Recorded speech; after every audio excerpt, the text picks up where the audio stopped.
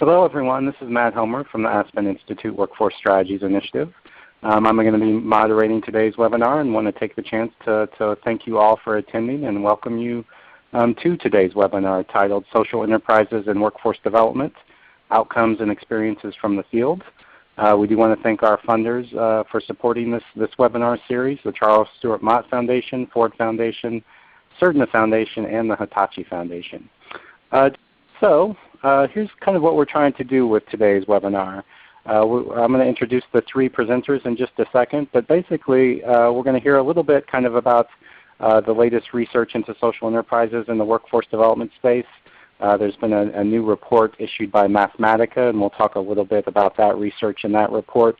And then the second two-thirds of the webinar, we're going to look at a couple of different social enterprise models and really kind of dive into the experiences of those who have been leading those initiatives. And we're going to hear their advice on kind of and their experiences on supporting, starting, and growing their social enterprise businesses.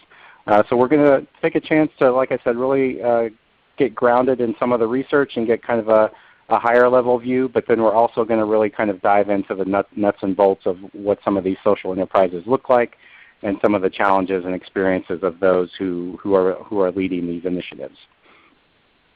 So I want to introduce our outstanding panel today. I'm really excited that we were able to get these three together for today's webinar. If you talk to anybody in the social enterprise space and in workforce development and social enterprise in particular, they often say, you should talk to the people at Redf. So we're very fortunate to have Christina Garcia, Managing Director of the Roberts Enterprise Development Fund, joining us on today's webinar. We have Elena Fairley, who's Field Building and Communications Manager at Women's Action for Economic Security, otherwise known as WAGES. And she's going to talk about some of their social enterprise experience in helping low-income women start worker cooperatives. And finally, we have Brenda Palms-Barber, who's Chief Executive Officer at Sweet Beginnings out of Chicago. Brenda has been involved with the Aspen Institute for quite some time. She's often a guest faculty in our Sector Skills Academy, and I think her experience and lessons learned in starting and growing her business will be really helpful to you all in today's call.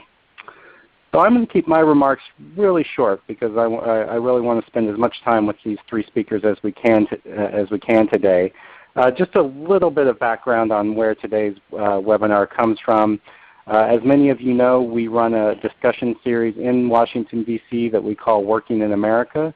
That series brings together philanthropists, workforce development practitioners, advocates, business leaders, and a variety of others to really discuss what's going on in today's economy with a particular focus on the experiences of low and moderate income folks. So this webinar series was really founded out of that public discussion series in D.C. And in particular, last October we held an event that talked about some different kinds of social enterprise businesses, including worker-owned cooperatives. So we wanted to bring that discussion a little bit more to the workforce development field. I think, obviously the economy is still struggling to create good jobs. There are many populations of workers who face enormous barriers in terms of just getting their foot in the door in today's labor market. So we want to explore the social enterprise model and figure out kind of what it means for our field and what it means for the worker constituents we serve in terms of trying to provide them better opportunities. We hosted the first webinar in this series back in March. Webinar 1 was titled Social Enterprise Fundamentals. It's available on our website, the recording of that, so if you want to check that out at a later date, please do so. So that's kind of where we're coming from today. We're going to, like I said, continue this conversation. It's now a 4-part series, and this is part 2 of that series. Just so everyone's kind of on the same page in terms of what a social enterprise is, there's a definition up there on the screen from the Social Enterprise Alliance that we're kind of using as our foundation. And it basically is that social enterprises are businesses whose primary purpose is the common good. They use the methods and disciplines of business and the power of the marketplace to advance their social, environmental, and human justice agendas. So in the workforce development field, social enterprises are often helping people obtain transitional employment, and hopefully they go on to full-time employment. There are some social enterprises that are more focused on providing people with permanent jobs, and many social enterprises are also focused obviously on helping people get the skills that they need to succeed in today's labor market. So we are going to turn it over to Cristina Garcia from Redf in just a second for her presentation. But before we do so, we have just a few questions about who's joining us on today's webinar. So these are polls. So the first poll is, what type of organization do you represent? So select the type of institution that best represents you, and then hit Submit, and you should start to see some bar charts populate the screen.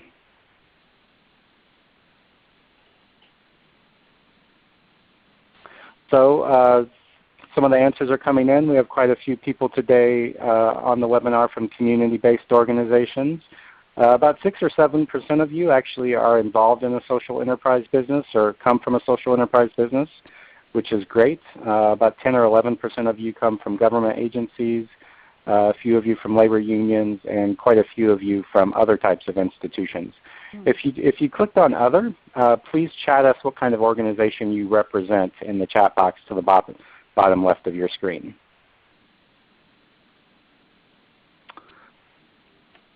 The second poll of today is just kind of trying to gauge what specific topics or areas of interest you have in social enterprise. This is a check all that apply. So what is your interest in today's topic? So what specific areas are you interested in as it relates to social enterprise businesses? And again, this is a check all that apply, so you can click on many different things.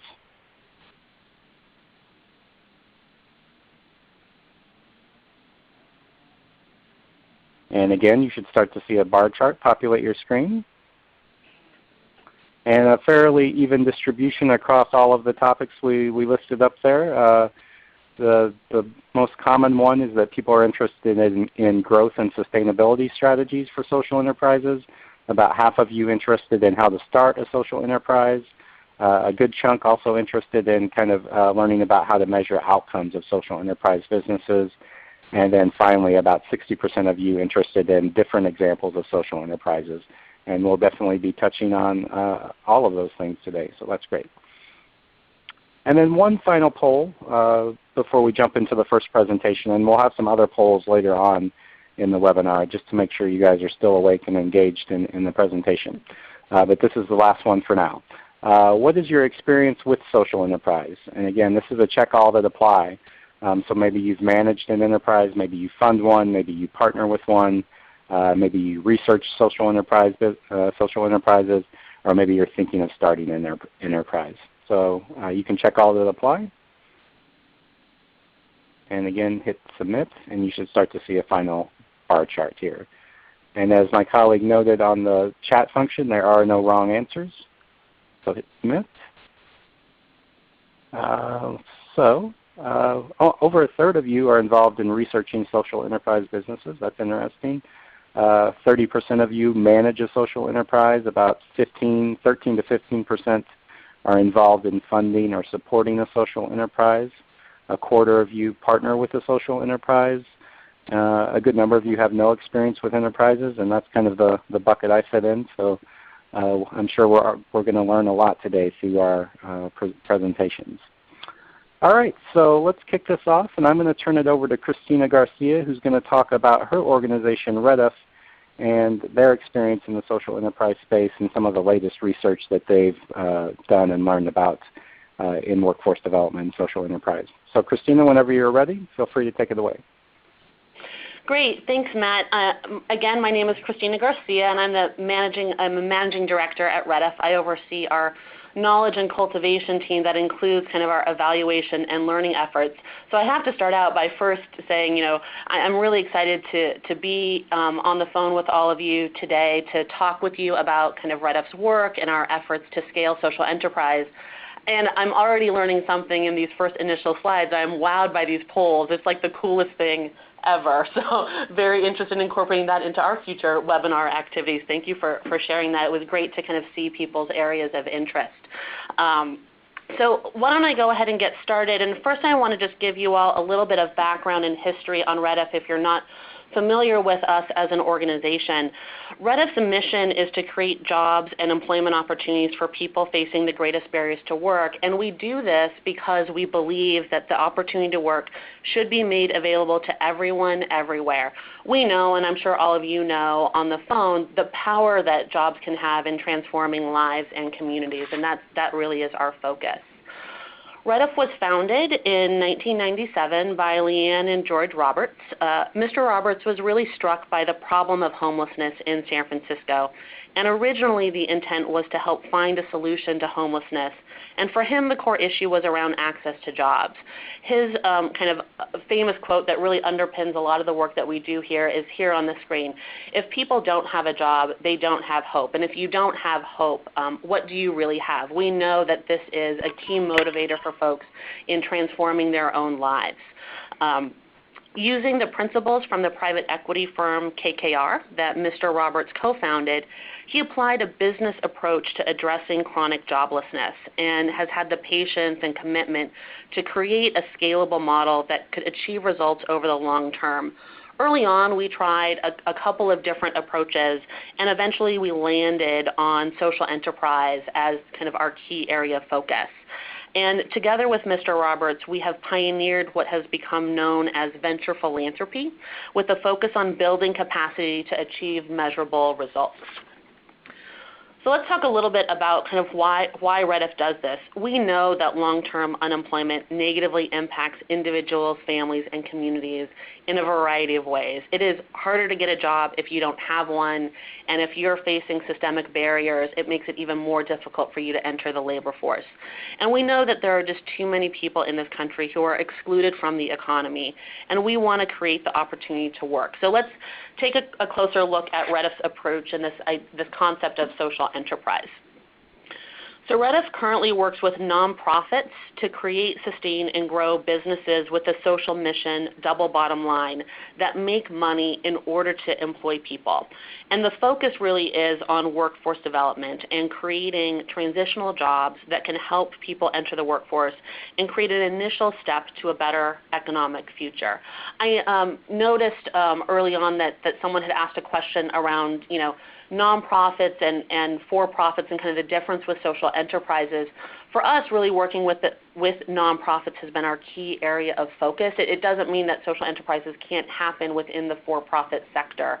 But for us, it really is starting at a point of working with nonprofits because we're really focused on serving people with multiple barriers. And so starting with nonprofits, the concept is that nonprofits know who they're trying to serve, and then we're bringing those kind of business skills to the nonprofit.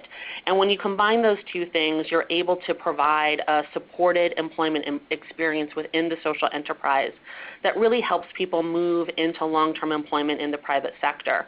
It's also creating the ability to provide wages, benefits, and employment stability, along with the skills training that Matt was mentioning earlier, both essential or soft skills training as well as hard skills training, depending on the kind of nature of the business. All of this is done within a real business kind of context. These are real jobs in businesses that have to be able to survive within the market. So they need to be able to provide products or services that the market demands. The businesses are also able to then generate earned revenue that makes this a more sustainable and scalable model. It also links with customers. You need to have customers to purchase the goods and services, and those customers also can become natural kind of pipelines as employers of the social enterprise graduates. So all of this together really combines to be a vital part of the local economy. Redf is particularly focused on working with portfolio organizations to employ people that really do face kind of very difficult barriers to entering the labor market. As you can see here, this is kind of our current snapshot of who we're serving in our current portfolio based on our evaluation, our Mathematica job study that we'll talk about in a little more detail a little bit later in the presentation. As you can see here, the majority of people that are being employed by Redf social enterprises have income below 200% of the federal poverty level. And of those people, you see these different kind of barriers or challenges that people face to entering the labor market. And we're really looking at serving people that have multiple barriers. On average, most of the employees in Redf social enterprises fit into at least 5 of these different categories. And when we zoom in and take a closer look at kind of housing, I want to talk about just briefly the housing and the mental health percentages that you see here. Of those folks that really are relying on temporary housing, almost 60% of our employees were relying on temporary housing before entering the social enterprise. Most of those were highly at risk in terms of their housing stability. People were living outside or in public places, relying on emergency housing vouchers, and in hotels and motels. A smaller percentage were in more stable transitional housing. Most folks were really vulnerable when it comes to shelter. You also see here a relatively low percentage on the mental health indicators. It's important to note that this is self-reported data by the employees, and we know that unfortunately a lot of the folks that we're serving are not able to engage with the healthcare system for a variety of different reasons. Given what we know the literature says about the effects of mental health on incarceration, joblessness, and homelessness, it's likely that there are a large number of individuals that are actually living with mental health diagnoses or illnesses that just have never been able to be diagnosed by clinical professionals. So anecdotally, our assumption is that this self-reporting of mental illness is a relatively conservative figure, and my guess is that hopefully is reflective of your experience as well for those of you running social enterprises. So let me talk a little bit about how Redf kind of approaches this work. We really apply a business approach to fundamentally transform how people are entering in the workforce. And the first way we do that is by investing. We are funders and business experts that invest money, business, and technical assistance, as well as access to networks to help organizations launch and grow their social enterprises. We're also very deeply committed to learning, and we learn by measuring our results and sharing those results with the field. Redf has a long-standing commitment to analyzing data and measuring results to build the evidence base and have greater impact. This is a really strong element of Redf's program and a real testament to Mr. Roberts' kind of business acumen. He wants to be focused on things that work, and he wants us to adapt when we know that things aren't working and really continuing to improve. We've pioneered the method of measuring social impact with this business approach, which many of you may have already heard of, the social return on investment methodology, or SROI. And we're continuing to push the dial to make data-driven decisions to create greater impact. As we mentioned, Redf has funded kind of a first-of-its-kind evaluation within the field of social enterprise that looks at multiple social enterprises that are serving different target populations. And this is the Mathematica job study, which I'll tell you a little bit more about later on. We also are really interested in growing the field. So we're leading to grow the field nationally, and we're spearheading innovations in collaboration with private industry, funders, government, and nonprofits. And we're developing strategies and partnerships that leverage dollars to maximize the impact on the lives of the people that we serve, and again, to create these networks and the ecosystem to expand Redf's model nationwide, which I'll also dive deeper in a little bit later in the presentation.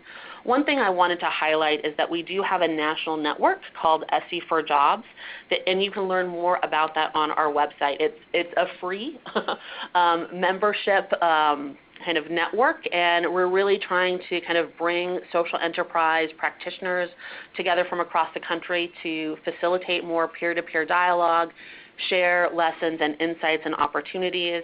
And if you're interested in doing more in social enterprise that's focused on job creation, I highly recommend that you become a member of that website. And it's called SE for Jobs.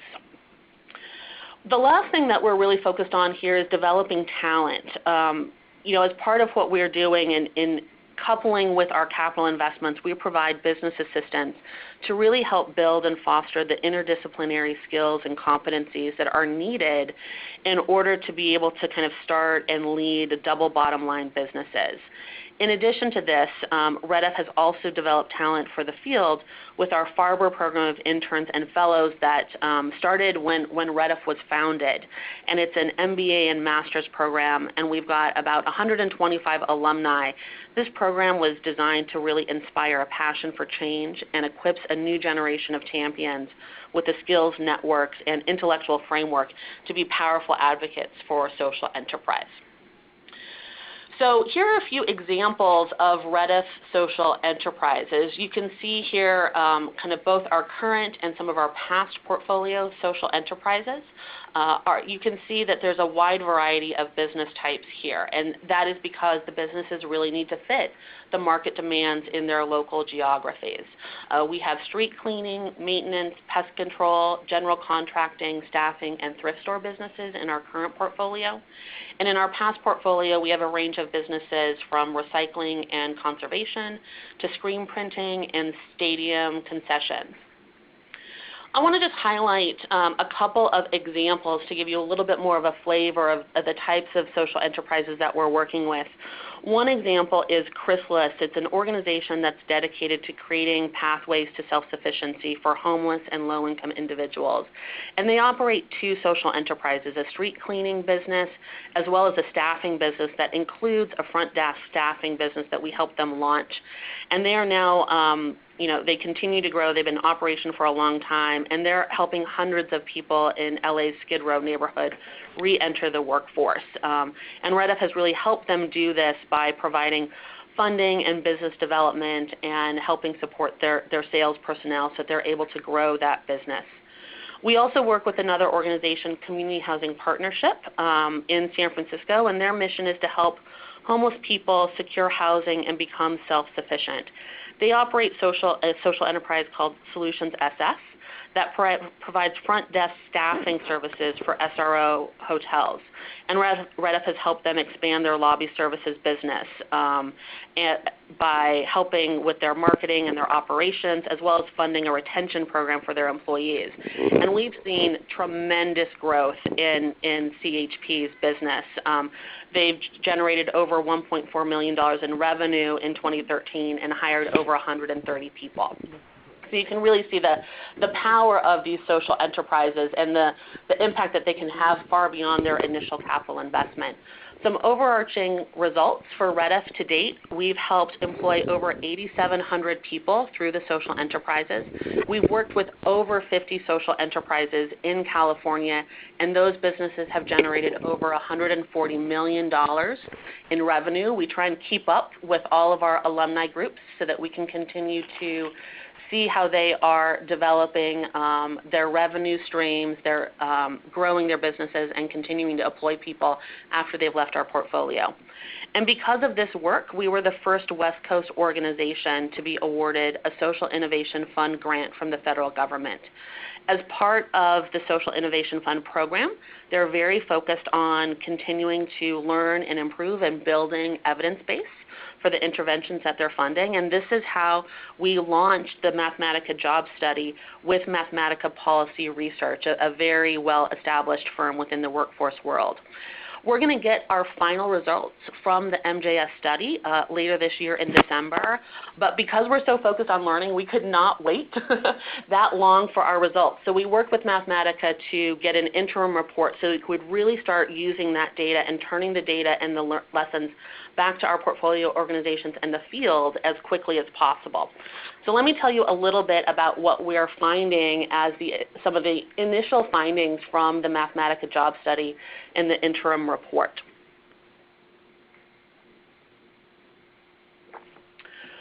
Just as a reminder, one of the things to keep in mind as we're talking in the earlier slides, we know that we're serving a group of individuals that have significant challenges to working and reconnecting to the labor market.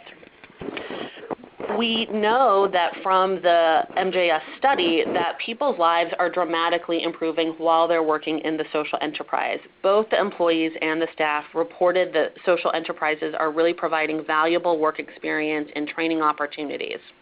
We're also seeing people's housing stability dramatically increase. Owning or renting a home has increased by 75% while people were employed in the social enterprise. So you can imagine the huge transition that people are going through, going from shelters or living outside to being able to get into their own home, whether it's owned or rented. We're seeing substantial increases in monthly income, and that's primarily from the wages that people are earning. As their wages are going up, the proportion of their income that is based in government entitlements is going down, and we're also seeing substance abuse fall while people are in the social enterprise.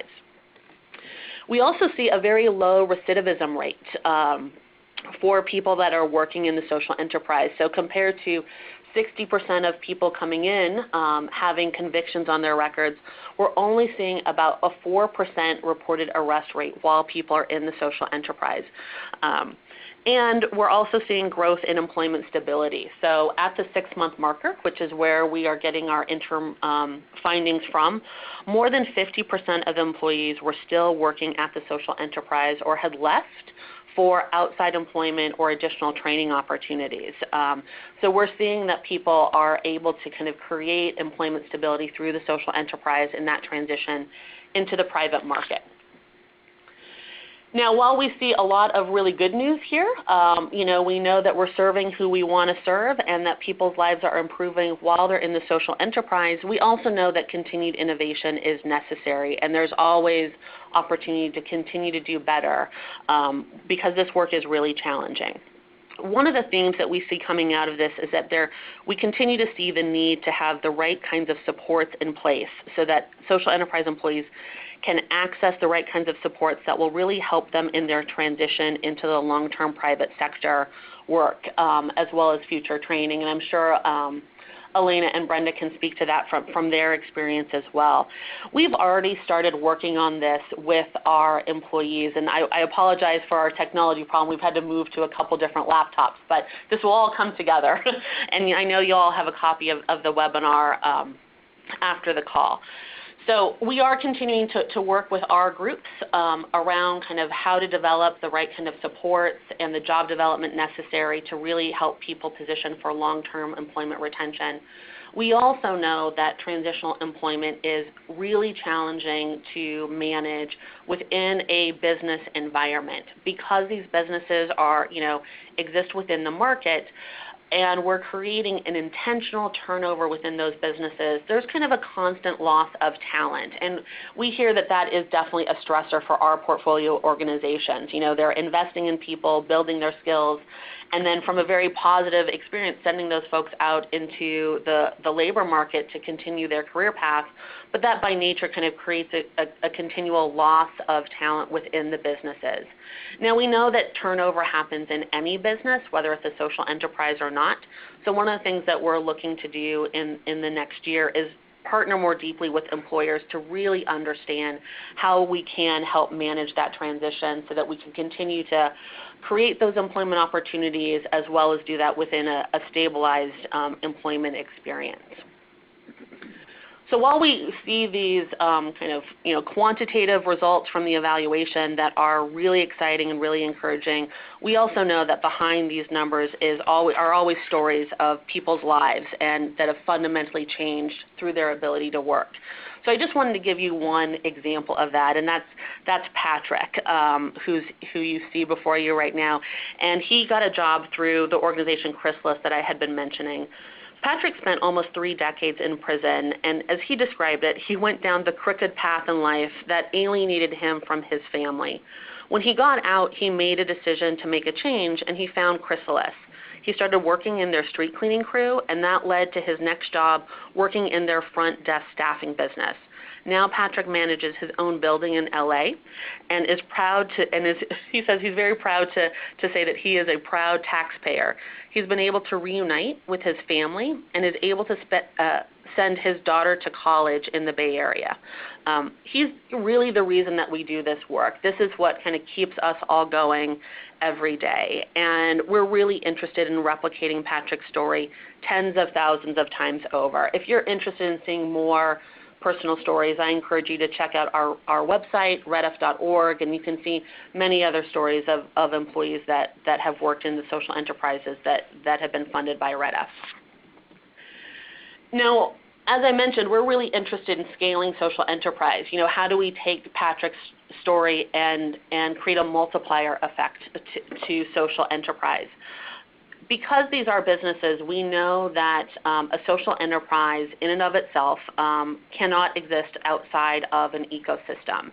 And so we know that in addition to having that social enterprise, you need those right employee supports for the employees so they can continue to build their skills and their career trajectory. You also need purchasing. So we need customers from the public and private sector, and ideally anchor customers that can create a foundational kind of purchasing relationship as well as employment relationship to help social enterprises grow. Redf is really focused as an intermediary in growing social enterprise on a national scale. Right now, the majority of our investments in social enterprises has been in California, in the Bay Area as well as in Southern California. We're just starting to test and begin to expand our grant making beyond California into other locations. But part of what we're really looking at here are these different levers to scaling impact. And we see 5 core areas that we really want to focus on. The first of which is markets. So we are really interested in building the market for social enterprise goods and services. We also are interested in building the funding available to fund the capital investments needed to start social enterprises, as well as the funding that's necessary for the critical employee supports. As we mentioned before, talent is a key element to running a social enterprise and bringing the business acumen into the nonprofit. We also need policy for a conducive environment. Such a great example of a good policy here is the Ability One program, many of you may be familiar with, that really focuses on creating incentives and requirements to working with social enterprises that are employing people with disabilities. And that has been a huge component of making kind of the growth of social enterprises that are focused on people with disabilities grow in a very robust way across the country. And then we also know that in order to do this, we need the know-how of what works best practices, tactical strategies that I know all of you guys are really interested in receiving, and those are components that Redf wants to continue to work on. Just briefly, I want to mention one success story, an example of a social enterprise, Ashbury Images. It's a screen printing business that is operated by an organization called New Door Ventures. Ashbury Images is focused on working with 17 to 21-year-olds that are disadvantaged and bringing them into the world of work. This is an organization that was part of Redf's early portfolio, is no longer, but is still operating and going strong, and we continue to partner with New Door Ventures and Ashbury Images to help them broker additional contracts. So you can see here that we've helped them engage with Safeway, Toys R Us, Pixar, and others continue to build their business. And in 2013, they employed over 213 young adults. I want to also just kind of quickly touch on the kind of a basic social enterprise how-to, at least at the very preliminary level. I know that Elena and Brenda are going to talk more from the practitioner experience of what it really takes to run a social enterprise. But for those of you that are kind of in your early stages of considering social enterprise, I just wanted to call out a few key elements that are important for you to consider as you think about whether social enterprise is the fit for your organization. The first thing that is really important in considering is what your primary goal is. As we've been talking about today, Redf's real focus is working with social enterprises where their primary goal is about employing the target population that they're serving, people that are facing systemic barriers to work. There are also social enterprises that are more interested and more driven in terms of their primary goal of generating earned revenue for their organization. And that is certainly a viable and reasonable goal for you to have with your social enterprise. Now the challenge here, and you can see that this arrow represents a spectrum. Where you fall as an organization is going to have a relatively significant impact on how you look at your social enterprise. In talking with social enterprise leaders, we often talk about the trade-offs between mission and business kind of needs. And it is a tension that social enterprise operators have to wrestle with on a daily basis. The more you focus on the mission, the more focus you're going to also have to bring to subsidizing that social enterprise, because you're going to need more robust supports, particularly in a transitional model. The more you lean towards really being focused on earned income as your primary goal, the more trade-offs you're going to have to make in terms of, who you can serve and the level of support that you can offer folks. It's a constant balancing act, and that's something that's really important for you to be clear about as you head into a social enterprise.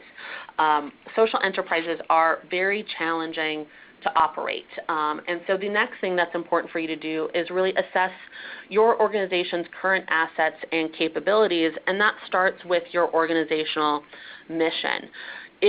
Do you have an organizational culture that is entrepreneurial and ready for change? Are you able to pivot quickly based on the needs of your clients? And how will that translate to being able to pivot quickly in terms of the needs of the market as you're operating a business? If you're not overly risk tolerant, social enterprise is going to be a constant stressor for your organization. What are your current assets? Are there assets that you have that you can really build on? Are there existing opportunities within your organization to use resources more effectively or efficiently? If you're really focused on generating earned revenue, are there ways to charge fees for the services that are being offered rather than starting up a new social enterprise or a new venture? And do you have resources that kind of lean and lend towards operating a social enterprise? This also is directly related to your capabilities. Do you have a kitchen maybe that's not being fully utilized, or do you have corporate partnerships that you can already build on? Does your board have connections to local businesses and other resources that are going to be really critical and contribute in a really positive way to building a social enterprise? Or are there some liabilities? If your organization is struggling to make ends meet and doesn't have a strong funding base, balancing kind of the needs of your core nonprofit activities and running a social enterprise is going to be challenging. It takes kind of a strong foundation in order to really build a social enterprise.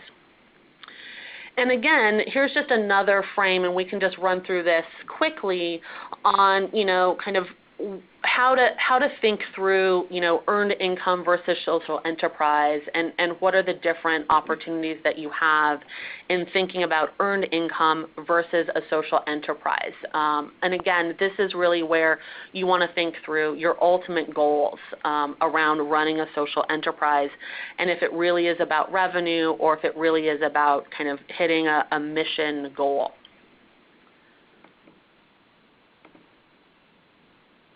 I'm going to go ahead and just skip through those and jump to some of our critical lessons learned. And again, I apologize, we did have to move computers here, so we're going to get to this slide. One of the things here, and after this I want to hand it off to the other presenters unless we have any questions. Some of the things that we've really learned here is that, in order to have a strong social enterprise, you need to have both the business acumen and a culturally competent team that's working within the social enterprise.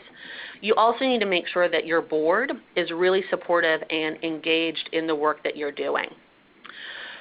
Part of what you need to do is make sure that you've got an overall fit in terms of goals with your target population. As you're trying to pick a social enterprise business, you want to make sure that that business is going to support the employment needs of the population. And in order to do that, you want to understand what their needs are. So, what type of employment experience do they need? What's the right type of job? Is it inside, outside? Is it customer service kind of facing, or is it something where people can have more privacy? You also need to look at kind of your own financial and data systems. Again, particularly with the business, it's really important to have the ability to turn around good financial and data information very quickly, and that also helps you really measure your results. In the next slides here, if we can get to them, you'll see kind of the continuum of the social enterprise planning process. What we walk through are really the kind of orange arrows here, and as you can see, the process to understand what type of social enterprise you want to start continues on, and it's a very intensive process that is very much rooted in your own kind of geographic market and the population that you're serving.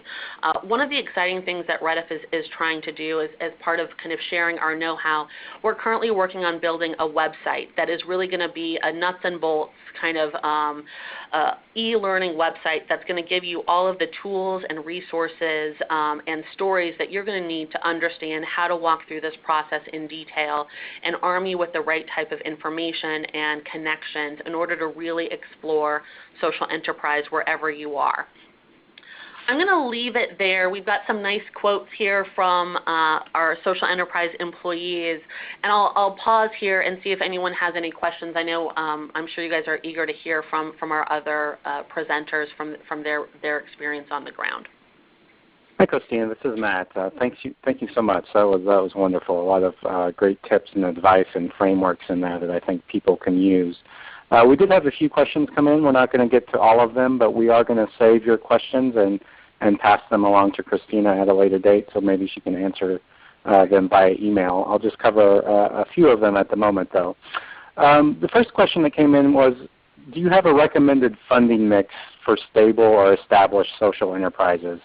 So what percent of their revenues are from the revenue of the business versus what percent are from grants versus what percent are from individual donors? And is there any kind of trends or noticeable differences between industries that you've seen in terms of funding mix? Sure. That's a really great question, and I will say that that's a question that gets raised by our board of directors on a regular basis as well, because we're all, I think, looking for a very clear model on how to do this and what the right target is. The challenge is that really that kind of percentage split, when you're thinking of earned revenue versus other revenues that are subsidizing the business, whether it's public resources or other kind of philanthropic resources, is very dependent, as I was saying earlier, on this kind of split in terms of who you're trying to serve and how deep you're really interested in going on the kind of training and mission side of the business. What we generally say, and our recommendation, is that you don't want to get into a bad or failing business and hide the fact that that business isn't doing well because you're subsidizing it with a lot of additional resources. The ultimate goal really is that the business, and at Redf we talk about kind of business costs and social costs. So say, for example, you're interested in launching a landscaping business. We can look, within the landscaping industry and know about how much it costs to run a landscaping business. Those are the kind of classic business costs. In addition to that, a social enterprise is going to have additional what we call social costs that are the additional costs of running that business with a mission purpose. So you have a little bit more turnover, you have more robust kind of training programs, you're offering additional supports, case management, and other supports. Those are your social costs. So generally what Redf's goal is with our social enterprise and for the industry is that the business operations itself and the revenue it generates is able to cover the business costs associated with running that social enterprise. And then, the ideal is that you're generating enough earned revenue to not only cover those business costs, but also offset a portion or all of your social costs. What I would say is that we know that getting a business, particularly you're launching a business, it takes a few years for a business to really, become stable. That once a business becomes stable, you can generally cover your business costs and marginally offset your social costs. Those social costs are something that will always need to be have some element of fundraising to them in most kind of social enterprise that are operating from a transitional jobs perspective. So that, I would say, is kind of our lesson and what we're looking at, but it really is very dependent and variable depending on who you're serving and what kind of business you're running.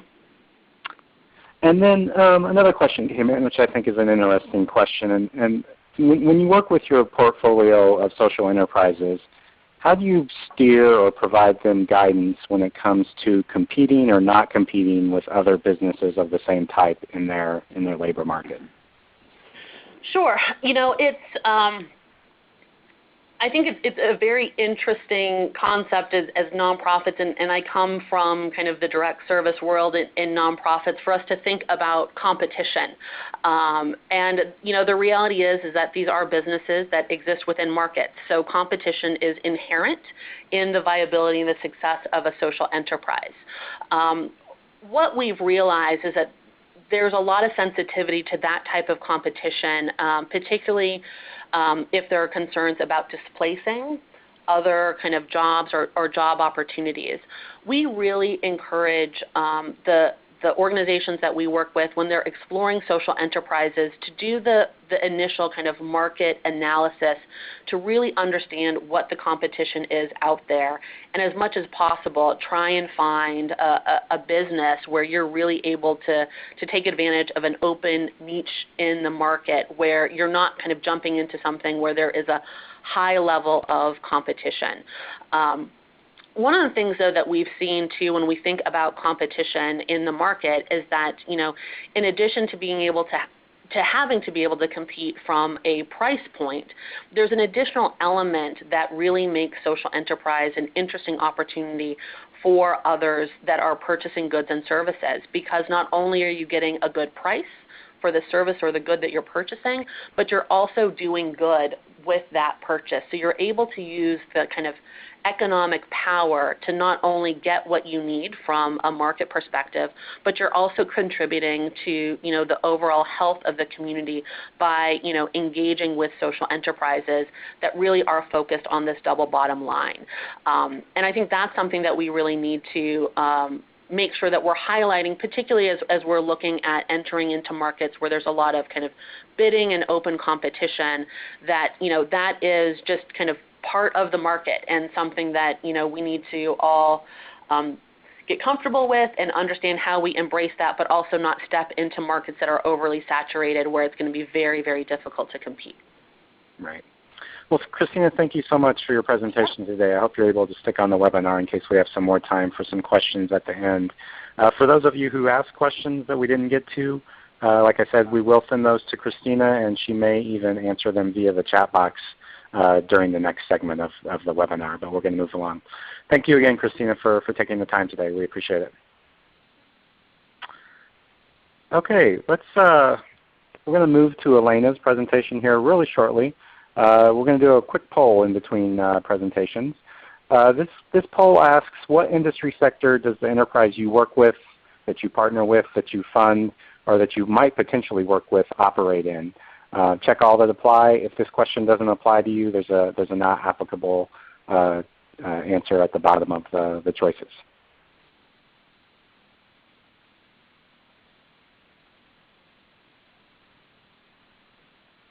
So a good chunk of you are in social enterprises that are in the restaurant or food service space. That's definitely a common one that we've seen. A number of you are in the other space. Some of you, about 15%, are running or involved in running alternative staffing organizations. Almost 20% in the retail sector, and about 20% in the construction sector. But most of you, almost a third, are involved in the restaurant space in some form or another with your social enterprise. So let's take a deeper dive into a social enterprise, and we are going to turn it over to Elena at Wages to talk about their work and some of their lessons learned when it comes to helping start and sustain the social enterprise businesses. So Elena, whenever you're ready, feel free to take it away. Thank you, Matt, and good morning and good afternoon to everyone listening in. Again, my name is Elena Fairley, and I am a Field Building Manager at WAGES, which stands for Women's Action to Gain Economic Security. And we are an organization that partners with low-income women to build cooperative businesses that result in economic and social opportunity for the women entrepreneurs. And my role at WAGES is to scale our model by creating tools and trainings to help others build worker co-ops in their communities. All right, so much like the field of social enterprise, the field of cooperative development is expansive and it's complex, and we won't be able to cover everything today. So my job today is really to focus in and answer these 4 questions. You can think of this as the roadmap for this presentation. And we're really going to go over what is a worker co-op. This might be a new concept for some of you. We're going to talk about what is WAGES model of cooperative development, and what are the outcomes of this model. And finally, what are the key lessons for other practitioners? So for those of you that are intrigued by this model, we're going to share some key considerations. All right, so what is a worker co-op?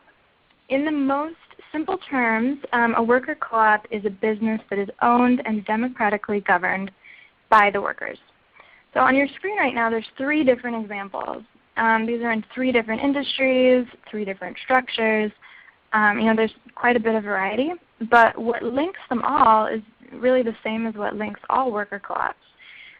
They share the key elements of democratic governance, meaning that the workers are making collective decisions about how the business is run, and they're engaging in profit sharing, meaning that the profits generated by the business flow back to the workers instead of being inequitably diverted to shareholders. So just to spend a brief moment on the larger cooperative landscape, I think it's worth noting that there are actually many types of cooperative businesses. There's 5 main types in the US. Today, we are only going to be talking about one of them, which is the worker cooperative model. I also think it's worth noting that this field is relatively small in the US, but it's really emerging as a wealth building strategy in low-income communities and communities of color. And we're really seeing an increase in the number of cooperative projects. Additionally, this is a field that has really robust sectors in other parts of the world, such as Argentina and Spain and Italy. So we think this is an underutilized model in the US and one that has a lot of promise. So, one question some of you may have, given this is a webinar about social enterprises, are worker co-ops social enterprises? The answer is, of course, yes. Worker co-ops are part of the greater world of social enterprise. And really, the key distinction is ownership. So, many social enterprises are owned by nonprofits, not all, but some. Co-ops, by definition, are owned by the members, which are the workers. And later on, I'll get into the implications of ownership and how this distinctive feature really plays out. So now that we have discussed what a worker co-op is, what is WAGES and what is WAGES model? Just for a very, very brief piece of history, WAGES is almost 20 years old. WAGES is a nonprofit 501c3 organization.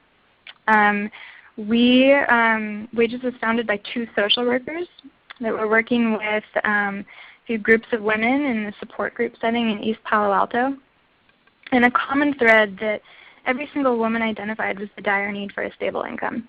And it was out of this need that WAGES was born. And our mission is to build worker-owned businesses that create dignified jobs for women, for low-income women. So who are the members? The members at WAGES co-ops are Latinas. They are 95% are recent immigrants, and over 90% lived below the poverty line prior to joining a WAGES cooperative. Additionally, Many are caring for young children, and many are monolingual Spanish speakers. So the women we work with face pretty serious structural and systemic barriers to finding jobs and integrating into the U.S. economy so that they can have family stability. And for many women in our co-ops, being a co-op member is a really transformative opportunity that provides enormous benefits that traditional employment and even sole proprietorship do not. So getting back to the original question, what is Wages' role? Wages is a cooperative developer. And cooperative development is a broad term that encompasses many different ways to build co-ops. And within that larger world, Wages is also a cooperative incubator. And cooperative incubation is distinct in the sense that we actually assume responsibility for the business in its earliest stages. So what does this look like? There are three major elements of cooperative development. We think of these as the building blocks. And these building blocks are business development, democratic development, and human development. And I'm going to get into each of these and what it means. So business development, I think a really, really consistent message throughout this whole webinar series has been that social enterprises and cooperatives being part of that don't really provide any shortcuts. They're not magical solutions to typical business challenges. And cooperatives in particular, they don't really make it any easier to employ people that we would consider traditionally hard to employ. So you really have to go back to business basics. The business has to be in a viable market. People have to be willing to pay money for products or services, and there needs to be a profit margin built into the business plan. And this is especially important if you're working in a traditionally low-wage industry like home health care or landscaping. You actually need to do the business basics better because you're competing against corporations that pay their workers significantly less than a co-op would. So you're probably going to have to compete on quality because you probably won't be able to compete on price. And you're probably, you're going to need to keep your fixed costs as low as possible so that you can divert as much of the business's income as possible to the worker owners.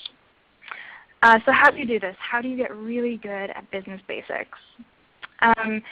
So co-ops, like any business, require management, and that management can take many different forms. It can be management by a group, or it can be management by a single person. Wages has tried various approaches in our co-ops, and we have found that in our approach, giving a general manager the authority to lead in the early stages gives a cooperative business the best possible chance at success. Now, it's important to note that as co-op members, as their skills grow and as they develop leadership skills, the general manager's role is going to evolve. So what the general manager is doing on day one of launch is going to be very different from what they're doing 3, 4, 5 years down the line. So this brings us to our second building block, which is democratic development. And this is really one of the hallmarks of a worker co-op. And it's a piece that really distinguishes worker co-ops from other forms of social enterprise. This is also the piece that's the most foreign to people. A lot of people hear about a worker co-op and their first reaction is how does anything get done? How is a business run using democratic government? That sounds chaotic. And in response to that, I think there's really two important elements to bear in mind because it is possible and there are very successful and efficient businesses that have democratic governance structures. So first, governance is formalized through an operating agreement. This is it's equivalent to company bylaws. And this really answers a lot of the technical questions, like who has voting rights? Do you need a quorum to vote on specific issues? Under what circumstances can a member be expelled? So this is really a guiding document. Now, at the same time, it's also important to note that a legal document in and of itself does not create a democratic culture. So it's really important to always bear in mind that the members need to bring democracy to life. And they do this in a variety of ways. They do it by serving on the board of the co-op, if the co-op has one.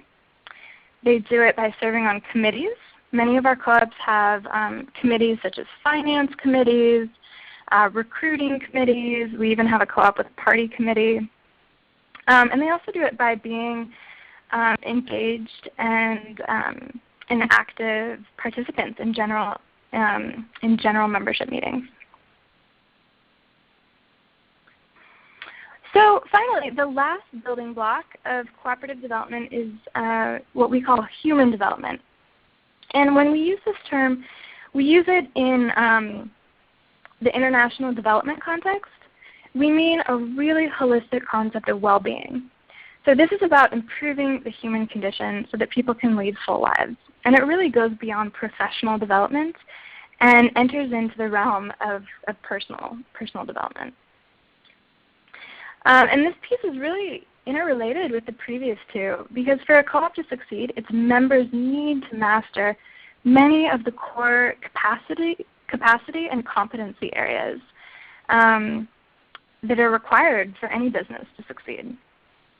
So we do this by facilitating an educational process that involves project-based learning, so learning by doing, paired with coaching and support and training.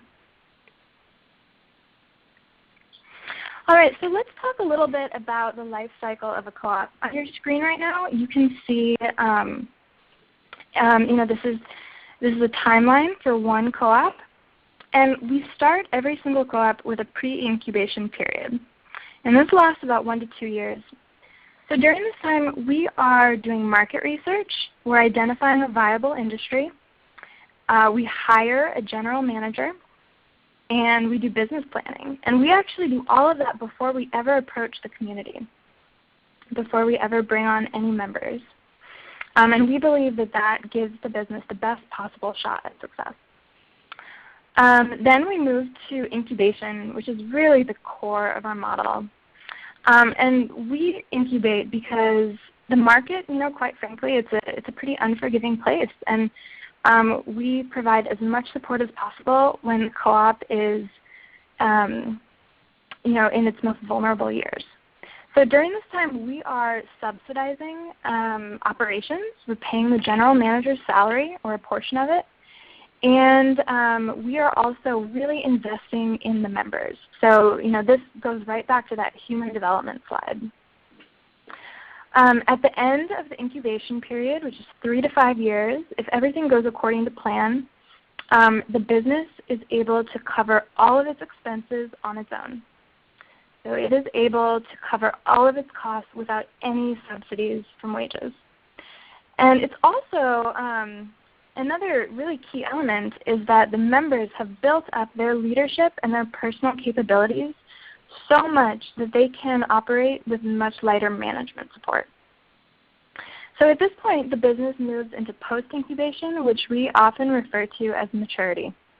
And at this point, the business is independent, it's self-sustaining, it has its own, it's an LLC independent business. And embedded in this life cycle, you can really start to see the paradox of cooperative development, which is that Wages is taking the initiative and responsibility to launch a business that the worker owners or the co-op members must take the initiative and responsibility for. So during incubation, we are constantly working ourselves out of our jobs, which is a very delicate process. So let's talk a little bit about the outcomes of this model. So Wages has built 5 Bay Area cooperatives. As of now, all 5 are in eco-friendly house cleaning. We're in the process of launching our 6th right now. That would be in the food industry, which we're all really excited about. The cooperatives sustain about 100 jobs and do about $3.3 million in combined annual sales. So what does this mean for the members? The members are building assets. Every single member has an internal capital account that grows with the business. And the average retained earnings is almost $9,000. Members can actually borrow against this amount to take out no-interest loans in case of an emergency. And if they leave the co-op in good standing, which most do, they can take that money with them, which is a very unique benefit. Additionally, individual incomes rise by a median of 158%. So we're seeing individual incomes double and triple. So just as important, I would argue, as the economic implications is the social empowerment piece. Our members are building up their skills in really significant ways and developing leadership. On the screen right now you can see a picture of 3 co-op members at a wages club receiving an award from their community for leadership and sustainability. The members are also protected from workplace hazards and abuses.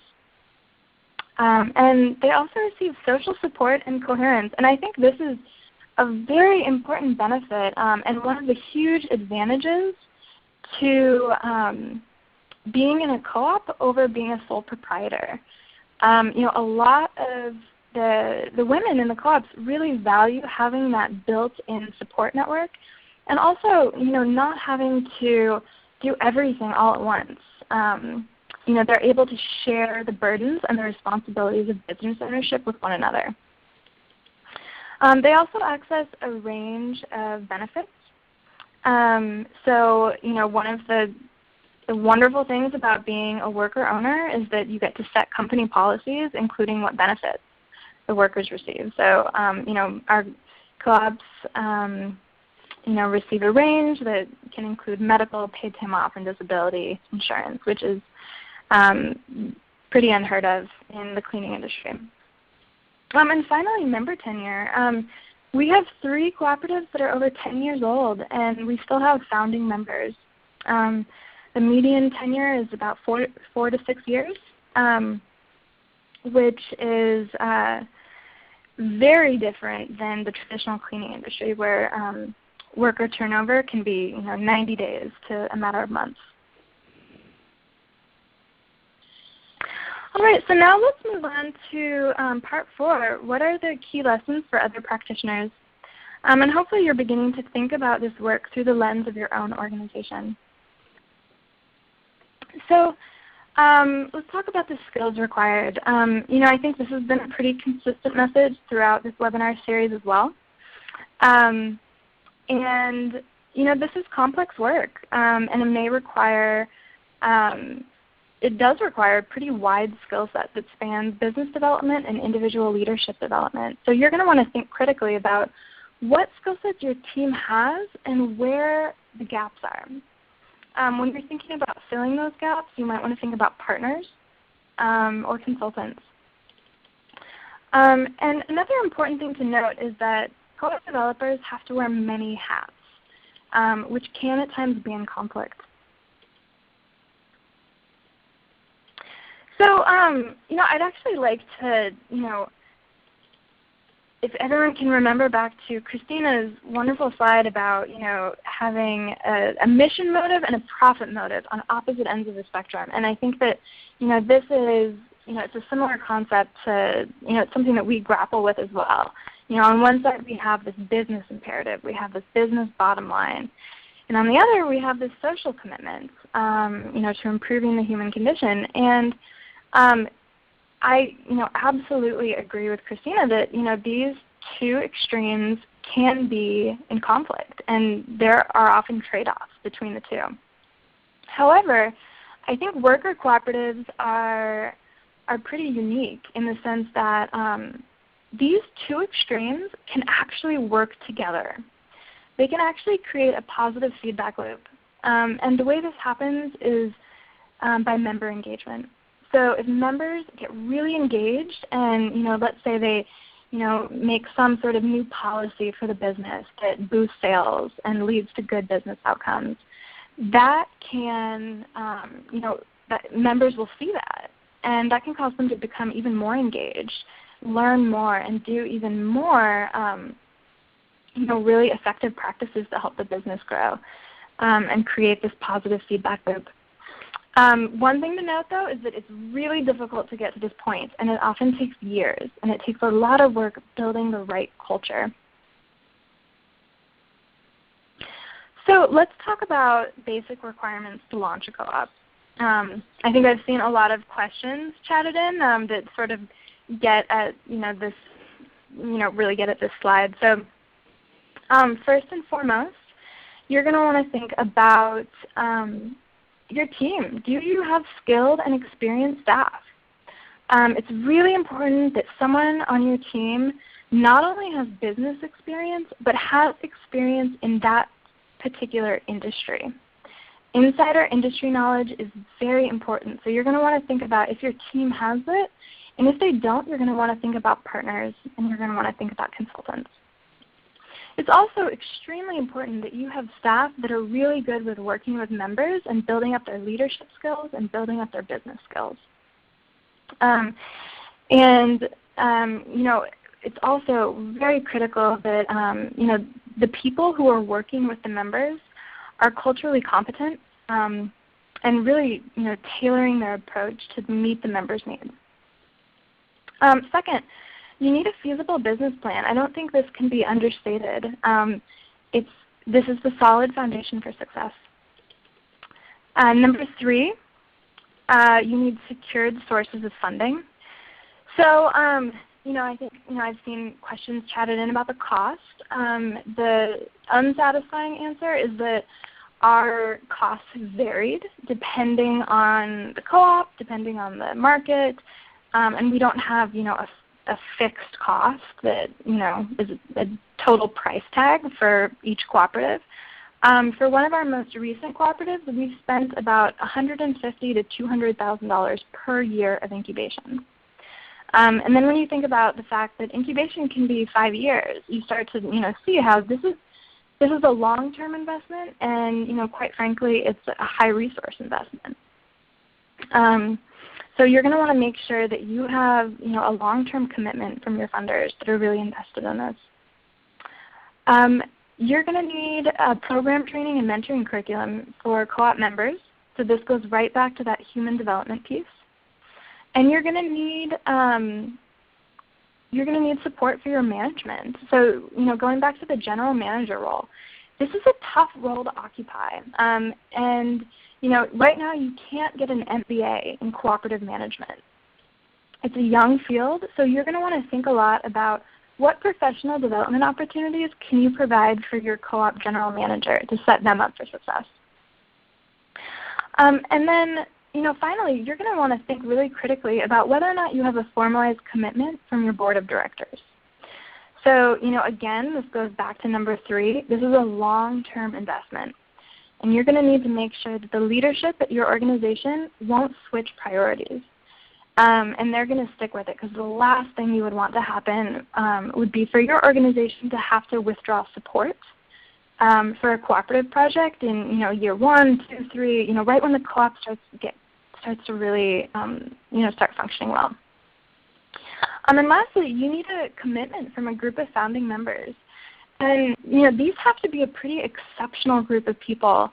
Getting a business off the ground is really hard, and the members are, they are co-building the business. So you're going to need to find a very committed and dedicated group that's willing to persevere and to learn. So if you get anything from this presentation, I hope that what you're taking away with is that to take the planning process very seriously, because this is such a high resource and long-term project. It has profound benefits, but it is high resource. So if you're interested and you want to learn more, I'd encourage you to go to our website.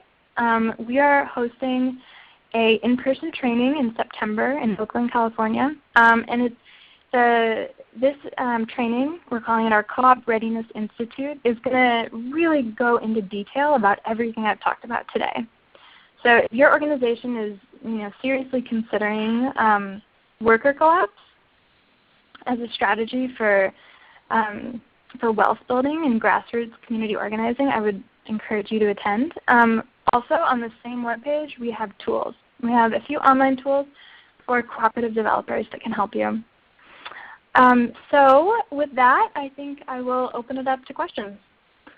Thanks so much, Elena. That's a great presentation, and I think whether people end up forming a worker cooperative as their social enterprise or whether they choose to go a different route with their social enterprise, there's a lot of lessons learned about worker cooperatives and how you really kind of engage workers in the success of your business that can be taken from worker cooperatives and applied elsewhere in terms of creating some democratic structures and democratic involvement of workers in the workplace.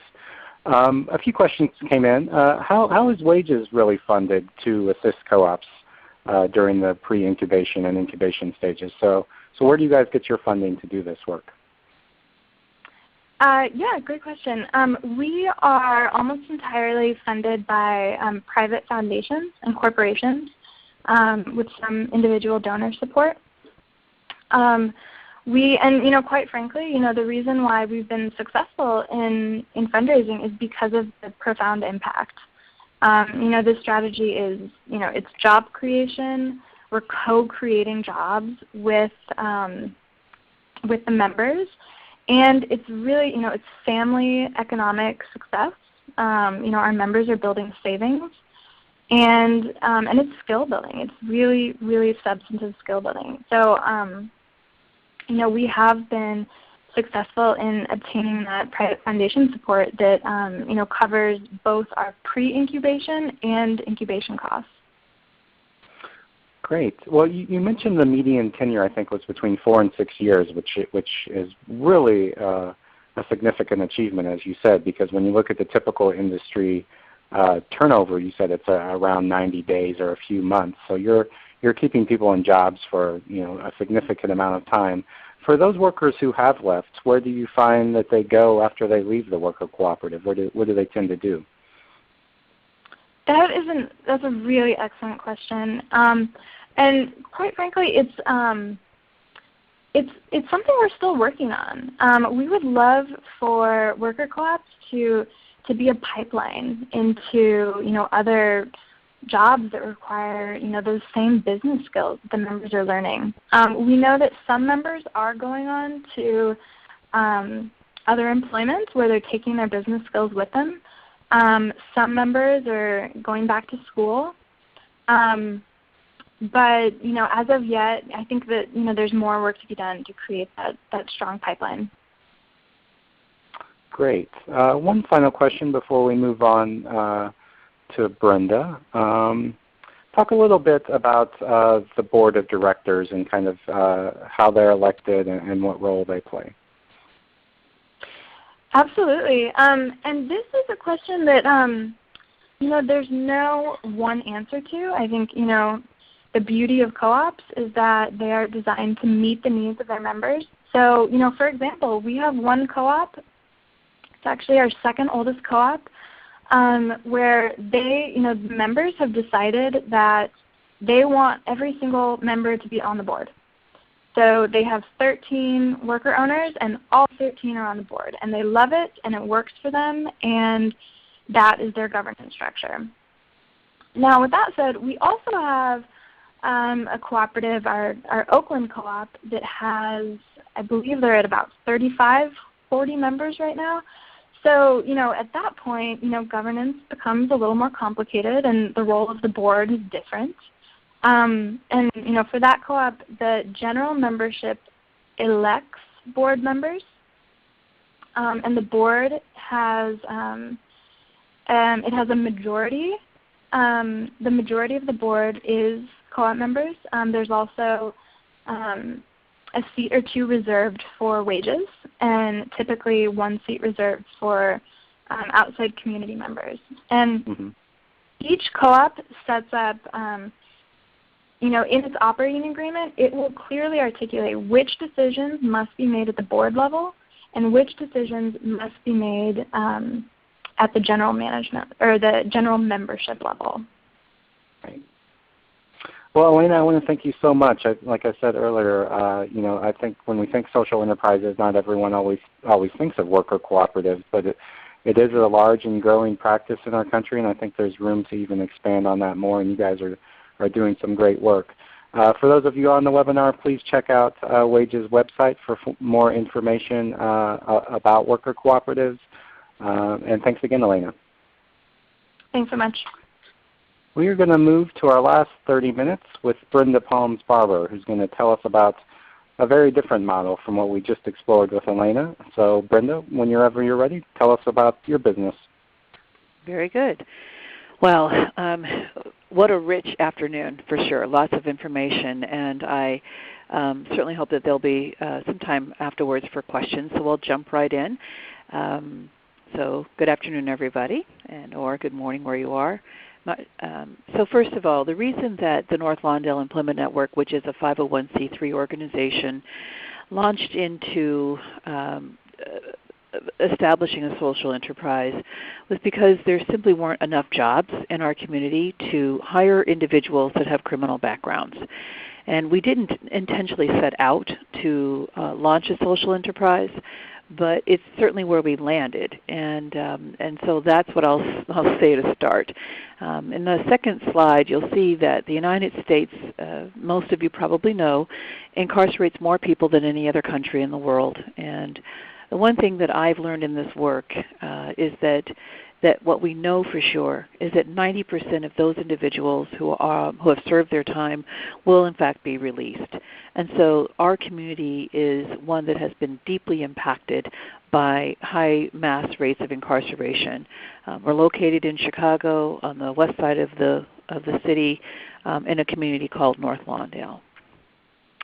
So our community profile, basically, it's been a community that was deeply impacted by the assassination of Dr. Martin Luther King back in 1968. And there was a huge civil unrest, of course, that included, unfortunately, fires and burning down of buildings, which then led to a number of large companies that sustained the community to relocate outside of North Lawndale. And since that time, since 1968, there really has we've been working very hard to reestablish a strong economic base here. The unemployment rate is about 26%, which is compared to the city of Chicago, roughly 3 times that of the city of Chicago. 57% of our total population has at some point been involved in the criminal justice system. That was a study that we commissioned back in 2002. We haven't repeated the study, but we think that those numbers unfortunately probably remain the same. We are also a community where the average household, the median household, is about $18,000. One of the things that we also know is that 73% of our program participants are also parents. So it's about children and families. I mentioned the North Lawndale Employment Network is the parent organization of Sweet Beginnings, which is our social enterprise. And there is a legal relationship there that's important for us. As a nonprofit organization, we wanted to make sure that the mission of the work that we were doing was to be advanced by having a social enterprise. Essentially, that's to create jobs for men and women that need second chances. Our mission is to improve the earnings potential of the residents of our community. And just to give you a brief framework. And so what started out as a great response to the high unemployment rate in our community is a program that we developed called U-Turn Permitted. And we think that names are really actually very important. The original name for this program, by the way, was the Ex-Offender Employment Service Network. Not a great name. So we thought it was important to focus on the transformation that individuals wanted to make in their lives. It's a 110-hour cognitive-based job readiness program. And it was community really drove the development of and the design of this program. And as I say here, the program was wildly successful in that we had so many folks that were coming from all over the city to receive services. This is back in 2001. That were specifically designed to meet the needs of individuals who were formerly incarcerated, or the term that we use now is returning citizens, which is a name that's self-named. The group identifies with this. So it was great until we realized that we didn't have enough jobs to meet the demand, and that was a very big problem, which then eventually led to the birth of our social enterprise. What I ran into was that local employers in our community, and really anywhere, were not that receptive to hiring individuals with criminal backgrounds. And honestly, the fear is real. So it was due to the stigma of a person having served time behind bars, the perception of real insurance liabilities that they would run into, just a sense of discomfort that people have if you don't know someone personally. So we knew that in order for us to get these folks jobs, that eventually we would have to become their first employer and absorb any of the perception of risk and real risk by hiring these men and women. The person you see, I'll just draw this to your attention in the picture, the gentleman up top is Joe DiMaggi, and he is the president and CEO of Hudson's at the airports, the places where you can shop and pick up a magazine or a piece of gum. And so the picture below is actually our product on a kiosk in one of the stores at the airport at O'Hare. And I'll go into our products, but you can see there's lotion, shower gel, etc. So Sweet Beginnings basically was designed to hire men and women specifically with criminal backgrounds or with significant barriers to employment. And we launched the social enterprise essentially at farmers markets. It's sort of if you build it, will they come? And we received a seed grant from the Illinois Department of Corrections, as I note here, for about $140,000. And then that was followed up with subsequent support from the city of Chicago through various private donor donations and grants that were given to us. And so today we continue to receive support from both of those entities, primarily through transitional jobs support, so the wages that we hire our individuals. And we do have a triple bottom line mission. Some people, we talk about a double. We have a triple, which is, our vision is to see the way that we do reentry in this country change. We want to transform the way that people come out of prison because they have served their time and they absolutely need an opportunity to reestablish themselves as citizens. And then I've already noted the mission, and then we have a product mission, which is to basically harvest raw local honey and manufacture high-end honey and food skincare products sold under the Be Love label, and it goes on. These are just high points, but it goes on to talk about the importance of the quality of our products. Here's another photograph so that you can see that it's important that you have whatever you decide to do, especially if you go into a market, a commercial market retail strategy, that your products absolutely have to be competitive. People have talked about that. The two, Christina and Elaine, have both mentioned the importance of competition. People will love your social mission, but they need to love your product even more, so that it can sustain itself. And so it's interesting, we've not really talked a whole lot about sustainability, but since 2004 to today, I've absolutely changed sort of my definition of what sustainability looks like. Originally, Sweet Beginnings was designed to create jobs. It was also designed to diversify our funding sources through an earned income strategy. And today, we are still all about the jobs and that mission. We still want to be profitable, but I'm not so sure anymore if it has to be an earned income strategy. And I also was very uncomfortable initially with accepting subsidies from the state or from the city.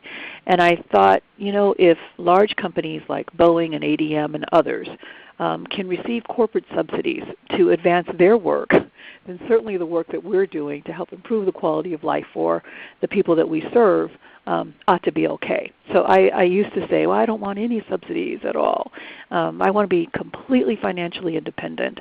But I do think that because we are serving a social good and creating, and because we have a market-driven approach to addressing a social issue, then I'm okay now with actually receiving funds and support from city and state and federal government. and I'm just going to move on because we are a little tight for time. What knowledge and expertise is involved in creating a successful business? And I will say this, whatever you decide to do, it's important that you know your business. People ask me, why did we get involved with bees, or how did you discover honeybees as your strategy for creating jobs for men and women that are returning from prison? And it was really by frustration and by a last-ditch attempt to kind of do something. I had a number of ideas around business ideas that we thought that folks who had been incarcerated could be successful in, and some of them you've already heard: landscaping for sure, and various kinds of street cleaning or cleaning kinds of jobs. And to be honest, we really didn't want to go in that direction because I wasn't sure I knew what our competitive advantage would be, because it is competitive. What would set us apart in a unique business way from others who were competing?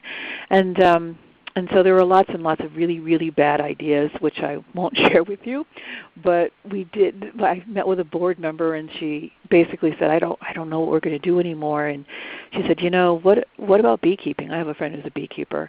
And so I thought, well, I don't know anything about bees, but let's go and find out. So learned that beekeeping, in fact, is a profession that's passed on through word of mouth, and that storytelling is a very powerful way for many of the men and women that we work with to learn. And that honey is something that is a commodity. People love honey, and if it's good and if it's local, there might be an advantage to that.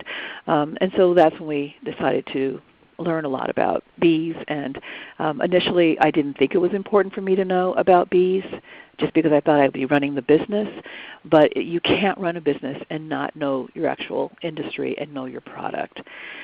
Secondly, I have worked in the nonprofit arena all my life, and when people thought, well, you're going to run a business, I mean, certainly there was a question mark there for a lot of folks, because shifting how people view you as a nonprofit professional versus a person who can be successful in business, especially with a risky kind of concept such as a social enterprise, gave a lot of folks some pause.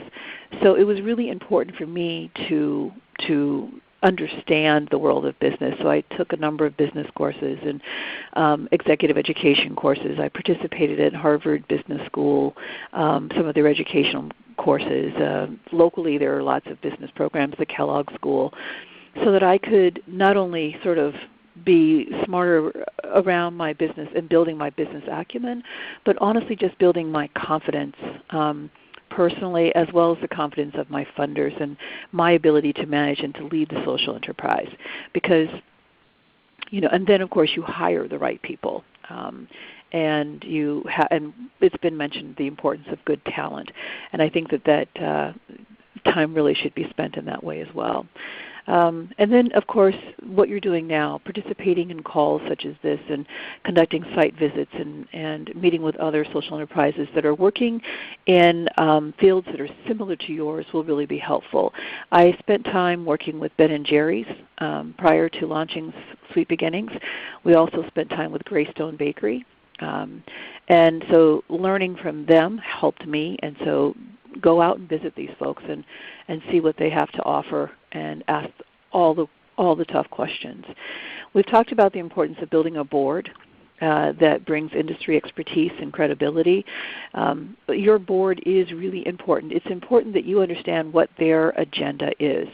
Many people will try to serve on your board because they're excited about your mission and they want to help you advance it. Others are there because they think there might be financial opportunities or gain. Some of them are there for whatever reason. But try to understand what the true motives of your board members are, because they can be your friend, or they can be a foe, and really slow down and do know what their risk aversion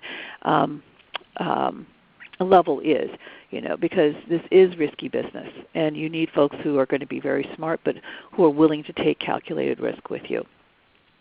Something that I haven't heard a whole lot about yet is the importance of securing a good legal team. And certainly there's pro bono support to you in this kind of work. But if you haven't started your social enterprise yet, it's really important to sit down with a smart legal team and have them ask you all of the right questions about your vision and your hopes. Is this mission, or is this earned income strategy? Is this, do you see, I talk about franchising our model, or what I like to say, pollinating the model across the country. So with those kinds of things in mind, what is your vision? So they can develop the right legal structure that will allow you to grow the business the way that you want to see it grow.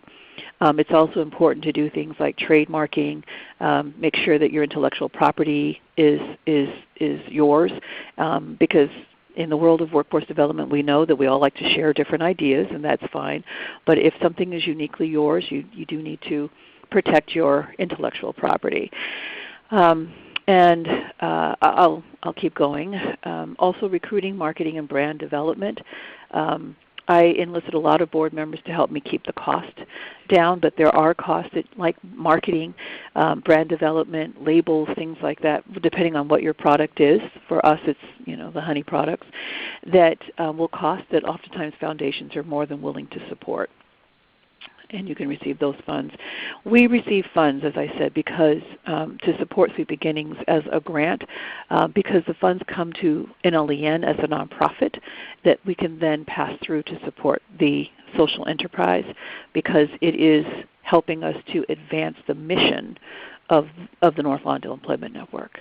If we weren't hiring men and women that have criminal backgrounds, or if we were just hiring anybody for the sake of it, then we would no longer be, Sweet Beginnings would no longer be helping to advance the mission of our organization, and then we would no longer be seen as a tax-regarded entity, a disregarded tax entity. So when you give to NLEN and we pass through to Sweet Beginnings, that's still seen as a cash, as a tax deduction. In terms of revenue and cost and what to expect, as soon as you can, if you're able, establish a line of credit. You're just you will have cost that will be associated with running your business, your day-to-day, that you sometimes cannot anticipate, and you will just simply need that. You will also, if you receive any state government funding, the state of Illinois, most of you know, is broke. We are in debt here. And so payments from the state are very slow. So we oftentimes have to access our line of credit to serve as a bridge for the funding we receive for wages through the state and through the city. I think you have to just, reducing your revenue projections. Again, this is for a market-driven social enterprise. Where we're competing in the marketplace. We've always thought, well, we're going to sell X amount of product this year, but I've learned to be conservative with my projections, and slow and steady wins the race. So even though you think you may surround yourself with consultants, and your consultants may say, oh, it's just, you're going to be able to do this, you're going to be able to do that, take what they're saying and then probably reduce it by half. Something else that was a surprise for us, and some of you may already deal with this, is that I would say that on a weekly basis we're receiving child support orders, and that reduces the amount of money those individuals have in their paychecks. And so I would hope that there's a resource where you can direct them to help get their child support amounts reduced or significantly, so they can actually come to work, because that becomes a huge disincentive for individuals that are working, and then they oftentimes will slip and go back underground. But just know that there's a cost for that in terms of your accounting and or legal support for your organization. Sweet Beginnings fit within the activity, strategies, and mission.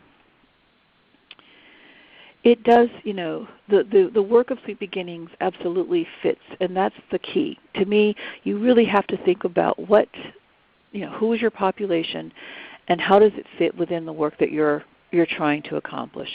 And so I just wanted to sort of put that out. We are clearly very much in alignment with the mission of our parent organization.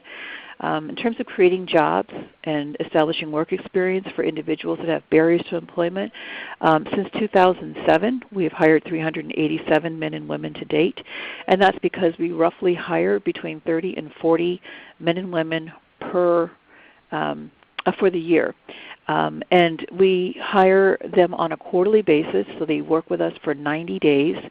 Within that 90-day period, they will be exposed to every aspect of running and operating a business, from inventory to sales to harvesting honey, installing bees, which we just did the other day. And so they're learning all of those different aspects of the work.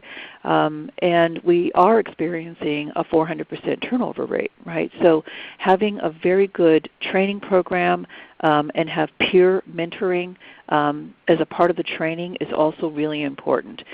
So just because you're juggling running a business at the same time, you're working with a very fluid workforce. So that's important. So about roughly 10 people every 90 days, we're reintegrating them back into the system. So business-to-business rapport, I think one of the best things about having launched a social enterprise for us was that suddenly it shifted the way that companies saw us. We weren't sort of just this nonprofit, if you can help us, please help us, but rather we were suddenly a business that is looking to do business with another company. And it really shifted the dynamic between how they see us, and it shifted the dynamic in how they receive our clients. So suddenly we're working, for example, with Mariano's, which is a grocery store chain here in Chicago, and they're carrying our skincare products and they're carrying our honey, and that was sort of the entree for us. And now we've approached them to say, well, these are the people who are behind the product. Will you consider hiring some of these individuals? And suddenly they're like, well, sure, yes, we understand your product. It was a game changer for us in terms of how it opened up new doors and new opportunities for a population that traditionally had been really pretty close to employment. The other advice that Greystone Bakery gave us when we started this work, and I'll pass this on to you, is try to stay under the radar while you're starting your social enterprise as much as possible. Because people will have huge expectations, and sometimes you just need to grow and have failures and make mistakes without the eye of the media upon you. So I quietly set out to set up our apiaries and started to distribute product at the local Whole Foods stores, and until we sort of had worked out the kinks. And then eventually the media will come a-knockin', which also helps to advance our stories. But just try to stay under the radar as you work things out as much as possible. And so I'm going to pause. I really ran through this a lot, and I do have lots of wonderful success stories. I will actually share one with you as we get ready to close, and that is that when I first started this work, there was a wonderful gentleman who basically came to us and said, I've never had a job before. And I said, well, that's why you're here. We're going to work with you. And I said, but what kind of got you in trouble? Why did you spend time? And he goes, well, ma'am, I was a drug dealer. And I said, oh, okay. I said, well, were you a good drug dealer? And he said, well, yes, ma'am, I was a good drug dealer. I said, well, what made you a good drug dealer? And he said, well, I have to manage my inventory. It's real competitive out there on the block. He described how he had to be really good with numbers, because he wanted to make sure he was making a profit. He went on to really describe the skills and tools of a really good businessman. And I just said to him at the end of our conversation, don't ever say that you don't have work experience, because you do. It wasn't legal, but you certainly have work experience. And I think that working with the population that we do, it's been about the restoration of one's self-worth. And by working with a skincare product that is high-end and top quality, it's so exciting when you see individuals actually go into a store, a Whole Foods or a grocery store or at the airport, and they can say to their son or daughter, that Dad made this or Mom made that, and know that they're worthwhile. I will also share with you that our statistics in terms of recidivism continue to remain less than 4%. Less than 4% of the men and women that have been hired through Sweet Beginnings have returned to prison.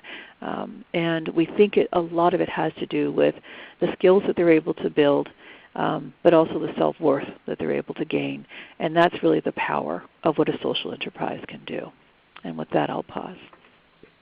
Brenda, thanks so much. I learn something new every time I hear you speak, and I love the new framing around what about your decision to accept subsidies or not to accept them. It is true when you think about Boeing, General Electric, and all the big corporations. They're sure taking advantage of subsidies. So why shouldn't social enterprise do the same, right?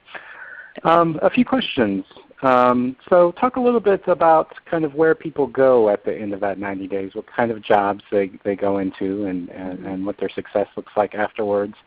And then also, because you're doing a transitional employment model where you're kind of having regular turnover of staff, how do you maintain a quality product with that kind of turnover? Okay, good. And quality product. So first of all, I mentioned Mariano's, which is a grocery store chain, a large one here in Chicago. So a lot of folks, because of our partnership, they automatically will transition into working in that field with food and grocery delivery. But we also have folks that just really honestly, it wasn't so much about the technique of the job, but that they are actually able to demonstrate that they're good workers. A lot of our folks do go into manufacturing, other manufacturing-related fields, certainly food service. There's a lot of respect just in warehousing and logistics. And so all of those sort of touch what our work does at Sweet Beginnings. So it just opens up the world. It opens up a lot of opportunities for them. But those are the primary sectors that we place individuals in. And then in terms of maintaining quality, I'll tell you that we have extensive training. We have a wonderful operating manual that everyone has to go to. We take pictures of what things ought to look like. We have color-coded. We use color and coding and symbols just to make sure that sometimes literacy may be an issue and you can't afford to make mistakes. And so everything is spelled out in great detail and written at a 4th grade level. And as many pictures, if there's a picture of what something needs to look like at the end of the day, like what does a finished good look like, we provide all of that, because it is hard to lose the knowledge. Just as people are really getting into building their confidence level, it's time for them to shift out. Our hope one day is that we can extend the 90-day period to a 6-month experience, and that would be the ideal amount of time, I think, for us, because 6 months you really have an opportunity to really see how people are beyond that, quote, probationary period of 90 days. So 6 months would be our ideal period. Great. So Sweet Beginnings is an LLC, correct? So what was the reasoning behind selecting that kind of as a legal structure for the business? Right. Well, the reason is that it is a for-profit, because at one point, as I mentioned, we do want to see Beginnings as a solution in other economically distressed communities. And so we wanted to make sure that it was a for-profit entity that would allow us to do a licensing agreement down the road for the name and for all the relationships and all that a license agreement would bring. And so that also helped to protect the any sort of liability between NLEN and Sweet Beginnings. That it was important that we established a legal firewall, if you will, so that if someone had an issue with Sweet Beginnings, who knows this, they find a bee in their honey and they want to sue us, that it wouldn't roll up, and it would not affect the parent organization. So I know we're running short on time, and you probably have other things to get to. I'll just ask you kind of 2 final questions to maybe close us out. Number 1, tell us about a mistake you made along the way that could be instructive to people on the webinar. And number 2, just tell us a little bit more about kind of your vision and where you go from here. You mentioned your hope to increase the amount of time to 6 months, but what other future directions are you kind of planning on taking with Sweet Beginnings? Sure. And I know someone wants to know if I was trained on how to be a beekeeper, and the answer is yes. I had to study, and I worked really closely with a number of beekeepers that have taught me a lot. I think one of the biggest lessons, and a painful lesson that I learned early on, was sort of my first point, which is you have to know your business. And I think that, and actually the second is working really closely with your attorneys, seeking legal advice. It's much easier to work with a legal team up front about what you want than try to correct something going back. And so for me, it was making sure that I had good legal advice around, one, the setup of the enterprise, but also the intellectual property. And so real quickly, and I don't know, Matt, if you've heard me share this before, but I had an original group of beekeepers that really owned the idea, but they didn't own or get the fact that I was trying to create jobs for men and women that were returning citizens. They were more interested in establishing a honey co-op. And so what appeared initially to be alignment was not. Both of us came together because we thought that we were all into bees. And in fact, they were into bees, and I became involved with bees, but I was about our mission, which was trying to create jobs. So they thought that because they brought the knowledge to the table as experienced beekeepers, that they should somehow own the trademark for Bee Love, which, well, at the time it was called Bee Line, and they actually tried to steal the trademark. And I had to get an attorney to work with them to say, no, this was my intellectual property. And it was just sort of an ugly experience in learning the importance of, when you think you're in alignment with another group of people or a partner or a contractor, you really have to know that you are.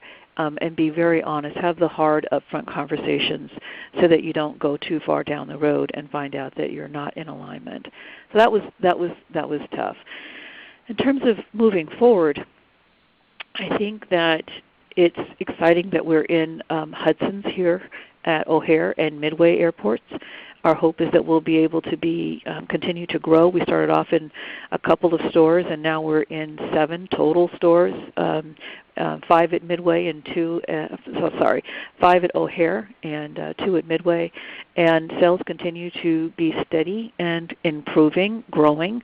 Again, when you have a no-name brand, right? When you have a local brand competing against a Burt Bees, folks are always going to, feel more comfortable with going with what they know. So we're really launching into a very strong education marketing campaign to continue to move the product and the importance of local product made with a social purpose, and hopefully be a product that you'll see in every airport in the country. Great, Brenda. Thanks so much once again for sharing your time with us today. We really, really appreciate it, and we appreciate all the advice and lessons and stories that you've given us today. It was my pleasure. So I encourage you all to find Sweet Beginnings and Bee Love on Twitter and Facebook and YouTube up there.